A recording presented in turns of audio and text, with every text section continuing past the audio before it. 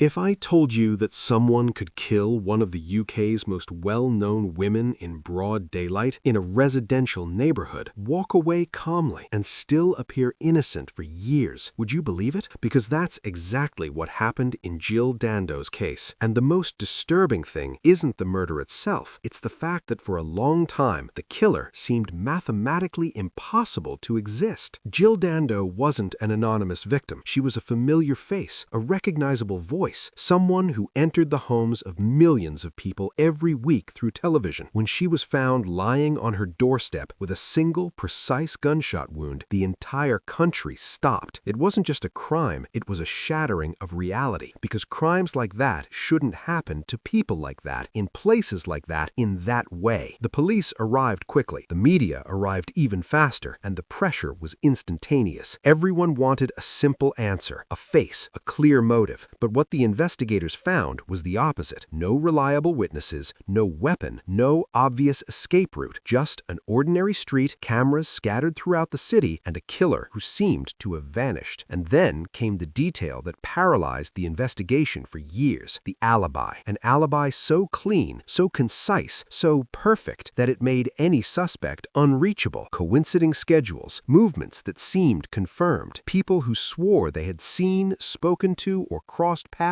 with the suspect, at times incompatible with the crime. It was as if time was protecting someone. The problem is that perfect alibis are almost never perfect. They only seem to be, because they are built on a dangerous assumption that human time works like a clock. But people get times wrong, confuse days, mix up memories, and when a crime happens too quickly, too quietly, the margin of error becomes a hiding place. And that's when the investigation entered a silent standstill, not for lack of suspects, but for lack of a way to dismantle the illusion. Because as long as there wasn't something objective, something that wouldn't be forgotten, something that wouldn't lie, the killer would remain protected by minutes, seconds, and small human errors. And at that moment, almost no one realized that the answer wasn't in the people, it was in the cameras that everyone ignored. It was at this point in the investigation that something began to silently bother the most experienced detectives, although few dared to say it aloud. The more CCTV footage was analyzed, the more evident an uncomfortable contradiction became. There was too much movement, too many people, too many routes. What seemed like an absolute advantage began to turn into a labyrinth. Every person recorded before and after the murder could be the culprit, or just someone going to work, walking the dog, living their own life while an execution was happening a few meters away. The police then began to do something that is rarely discussed outside of the investigation, creating artificial timelines. Tight time windows, rigid estimates, assumptions about speed of movement, camera angles, and human behavior. All this to reduce the universe of possibilities. The problem is that this method works better in theory than in reality. People don't move like mathematical models. They stop, hesitate, change course for reasons that never appear in the reports. It was in this context that the concept of the impossible alibi emerged. A specific suspect claimed to be in a location too far away to have committed the crime within that time frame. On paper, it made sense. In the real world, something didn't add up. Cameras showed someone with similar characteristics crossing key areas at dangerously close times. It wasn't direct proof, it wasn't a clear identification, but it was enough to plant a seed. And seeds, in high-pressure investigations, grow too fast. Here's a common mistake you might be making when hearing this story. Believing that an alibi is something solid, almost physical. It isn't. An alibi is a narrative. It depends on accurate clocks, reliable memories, and honest interpretations. If any one of these elements fails, everything becomes unstable. And when the police begin to see an alibi as too good to be true, the relationship between investigator and suspect changes forever. The interrogations began to go in circles, the same questions phrased in slightly different ways, looking for micro-contradictions, pauses that were too long, answers that were too quick. Not because these things prove guilt, but because investigative psychology clings to any deviation when external pressure becomes unbearable. The problem is that strange behavior is not synonymous with murder. People react unpredictably when they know they are under national suspicion. Meanwhile, the media had already chosen its own path. Headlines insinuated, commentators speculated, the public began to solve the case at home. This is another blind spot that is rarely discussed. When an investigation becomes entertainment, the truth begins to compete with the most convincing narrative. And almost always, the most convincing narrative is not the most accurate. The CCTV images, which should be the anchor of reality, became almost fictional characters. Blurred sections were enlarged, shadows gained meaning, common footsteps were described as suspicious. And here's a direct warning to you. Technology doesn't eliminate human error, it only displaces it. Instead of trusting intuition, one begins to rely too much on the image, forgetting that someone is still interpreting it all. Deep down, the investigation was walking on thin ice. An alibi considered too impossible, inconclusive images treated as revealing, and a public opinion growing increasingly impatient. The question few dared to ask was simple and terrifying. What if they were looking at the wrong person? Because if that were true, Jill Dando's real killer wasn't running from the police. He was just waiting, silently, while everyone else looked the other way. As the investigation progressed, the line between reasonable suspicion and obsession began to blur. When a name becomes central to a case of this magnitude, everything is reinterpreted in light of that choice. Old attitudes gain new weight, coincidences become patterns, and any silence becomes suspicious. Not because there's concrete evidence, but because the human brain hates a vacuum. The police needed to fill in the gaps, and when there aren't enough facts, narratives take their place. The so-called impossible alibi was then meticulously dismantled. Schedules were recalculated, routes retraced, maps redrawn. What previously seemed infeasible began to be treated as technically possible. Note the perverse detail here. Technically possible is not the same as probable. But under political and media pressure, the investigation no longer sought the most realistic scenario, but the one that would allow progress. This is a classic mistake in major cases, adjusting reality to fit the hypothesis and not the other way around. CCTV cameras once again took center stage. An individual with his back turned, a few seconds out of focus, clothes too ordinary to stand out. Even so, this fragment became almost symbolic proof. The public was convinced they were seeing the killer, when in reality, they were seeing a collective projection of fear and expectation. This happens more often than you might imagine. When everyone wants an answer, any image becomes sufficient. Behind the scenes, some investigators began to show discomfort. Not officially, not in reports, but in private conversations. The case was becoming too narrow, too dependent on flimsy interpretations. But backtracking on an investigation of this magnitude is not simple. Admitting you might be wrong means confronting not just the criminal, but the entire system that is already committed to that direction. The suspect, in turn, began to be treated less as someone to be investigated and more as someone to be psychologically broken. Long, repetitive interviews with strategic pauses, calculated silences. Everything was within the bounds of legality, but with a clear objective: to provoke a slip-up, a poorly worded phrase, anything that could be used as confirmation. Here's a hard truth that few accept. False confessions are not born from physical torture, but from mental exhaustion and isolation. Meanwhile, the true meaning of the crime began to be lost. Jill Dando ceased to be a person and became a symbol. And symbols are dangerous in criminal investigations because they demand quick resolutions. The public no longer wanted to understand what happened. They wanted someone to blame. And when justice begins to respond to collective anxiety, it ceases to be justice and becomes merely a spectacle with irreversible consequences. It was in this climate that the investigation entered its most delicate phase, a point of no return. If the impossible alibi officially fell apart, everything would make sense to those watching from the outside. But the question you need to keep in mind, even now, is simple and uncomfortable. Is this meaning constructed from facts or from necessity? because the difference between these two things defines whether we are facing the solution to a crime or the creation of a historical mistake. When the gears finally turned to the next stage, it was no longer about discovering the truth, but about sustaining a version that could no longer crumble. The accusation began to be built like an extremely well-organized house of cards, beautiful from afar, fragile up close. Each element depended on the previous one. If one piece fell, everything would collapse. And that is precisely why no one wanted to touch the most sensitive parts of the story. Questioning too much at that point was seen almost as betrayal. The trial transformed assumptions into official narrative. There was no irrefutable physical proof, no definitively linked weapon, no DNA, no clear eyewitness testimony. What there was a logical sequence presented with confidence, and confidence, when well staged, convinces more than evidence.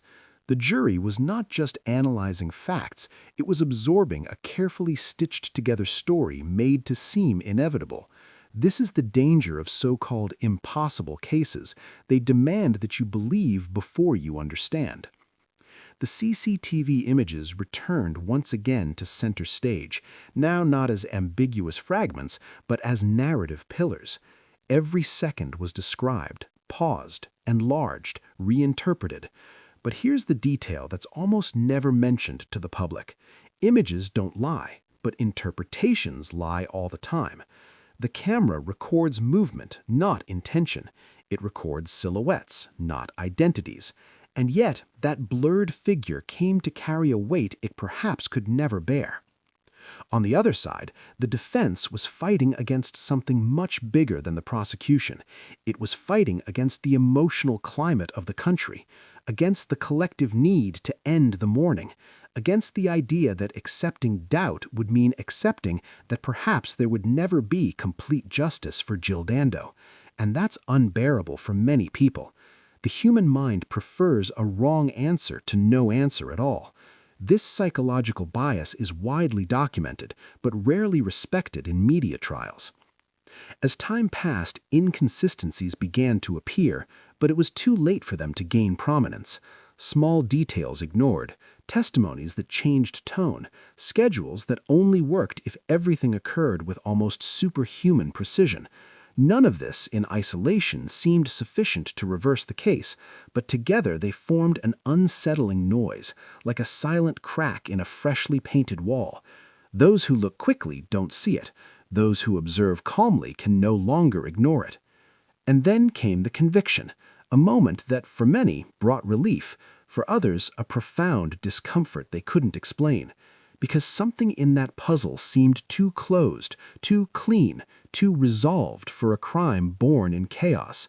Justice had spoken, yes, but the question that began to echo behind the scenes was dangerous. Did it tell the truth, or just what everyone wanted to hear at that moment? This was the point where the case ceased to be just about Jill Dando and became about the system itself, about how investigations become distorted under pressure, about how technology, sold as an absolute solution, can become a narrative crutch, and about how an impossible alibi, when forced to fit, can become the central piece of a conviction that still keeps many people awake at night. The following years brought not silence, but a constant echo, an echo of doubts that don't disappear just because a court banged its gavel. Independent experts began to revisit the case, not driven by cheap conspiracy theories, but something more dangerous, cold logic. When you dismantle the process piece by piece, you realize that many decisions were made not because they were the most solid, but because they were the most convenient at that historical moment. The investigation needed a final point, and quickly. The technical analysis of the CCTV images, done years later with more advanced methods, raised an uncomfortable question. What previously seemed like visual certainty now seemed like mere probability. The margin of error was never honestly communicated to the public. It wasn't "it could be," but "it is." And that changes everything, because a criminal trial shouldn't operate in the realm of narrative plausibility, but in that of certainty beyond any reasonable doubt. This doubt, however, was always there, only muffled by the noise of national commotion. Another point rarely discussed is confirmation bias. Once the police decided who the prime suspect was, everything else was filtered through that lens. Evidence that didn't fit was discarded as irrelevant. Contradictory testimonies were reinterpreted. Alternative hypotheses, especially the more complex or politically sensitive ones, were set aside. This is not an exception. It's standard in large investigations under pressure, as classic studies in investigative psychology and modern criminology show. Meanwhile, the narrative crystallized. TV programs, newspapers, and documentaries reinforced the same version repeated so many times that it began to sound like an indisputable historical fact. Here lies a strategic error that many people ignore. When you consume only one narrative, you lose the ability to detect flaws in it. The brain automatically fills in the gaps, and the more emotionally invested you are, the less critical you become. This applies to the public, to journalists, and yes, to jurors. Behind the scenes, some key figures in the investigation never felt entirely comfortable with the outcome, but they also never spoke openly about it. Why? Because questioning a closed case of this magnitude means risking reputation, career, and even institutional sanctions. The system doesn't reward those who point out cracks after the work has been completed. It protects the appearance of stability. And that's a harsh truth about justice on a national scale. It also needs to appear strong, even when it isn't. And then comes the question that really matters, the one that separates passive spectators from people who truly think. If this case had occurred today with the same set of evidence, would the result be the same? Or are we looking at a conviction shaped by technological limitations, media pressure, and an almost desperate need to close an open wound in the country? This question doesn't directly accuse anyone. It does something worse. It forces you to think. Over time, the Jill Dando case ceased to be just an unsolved murder and became a study of how systems fail without anyone needing to explicitly make a mistake. There was no clear villain in the investigation. There was haste, noise, external expectations, and an entire country looking over the investigator's shoulders. This changes decisions, it changes priorities, and above all, it changes how much doubt is considered acceptable. If you look coldly at the timeline, you notice something unsettling. There were time windows that were too small for such definitive conclusions, minutes treated as absolute certainties, displacements assumed to be impossible without all variables being truly tested. The problem with the so-called impossible alibi is that it is only impossible within a specific model. Change the model, change a logistical detail, a delay, an alternative route, and the impossible becomes merely improbable. And improbable is not innocence. Another point almost never discussed is post-crime behavior, not just the suspect's behavior, but institutional behavior. Excessive focus on a single scenario creates a kind of cognitive tunnel. Resources cease to be distributed, alternative witnesses are not revisited, new readings of physical evidence are indefinitely postponed, not out of bad faith, but because admitting another possibility means admitting that years of work may be wrong. Few people are willing to face that. There's also the silence of images that never surfaced, cameras turned off, recordings lost, tapes overwritten before being analyzed. Today, this sounds absurd. At the time, it was routine. And that's precisely where the discomfort lies. We are not only dealing with what was seen, but with everything that can never be seen again. Every lost second is a piece of the truth that simply no longer exists. Experts in cold case analysis often say something that deeply disturbs authorities. The truth doesn't disappear, but it can become unattainable. When evidence ages, memories become distorted, and records are lost, what remains is a narrative sustained more by repetition than by proof. And narratives repeated for decades gain psychological weight, even when technically they are not. Perhaps the biggest mistake is believing that justice is a final point. In cases like this, justice should be a continuous process of honest review, not to fuel crazy theories, but to recognize limits, to recognize that systems are human, and humans make mistakes, especially when under extreme pressure. Denying this does not strengthen justice, it weakens it. And now, before the end, I ask you something simple. Forget for a moment the name of the case, the fame of the victim, the documentaries you've already seen. Just think about this. If you were in the place of the person who was convicted with this same evidence, would you sleep peacefully knowing that everything was truly clarified? Or would this doubt, small but persistent, be enough to haunt you for the rest of your life? We've reached the point where every major investigation officially ends but never truly does, because the Jill Dando case no longer lives in police files. It lives in the collective memory, in unexplained flaws, in questions that no one can answer without hesitation, and that's always a warning sign.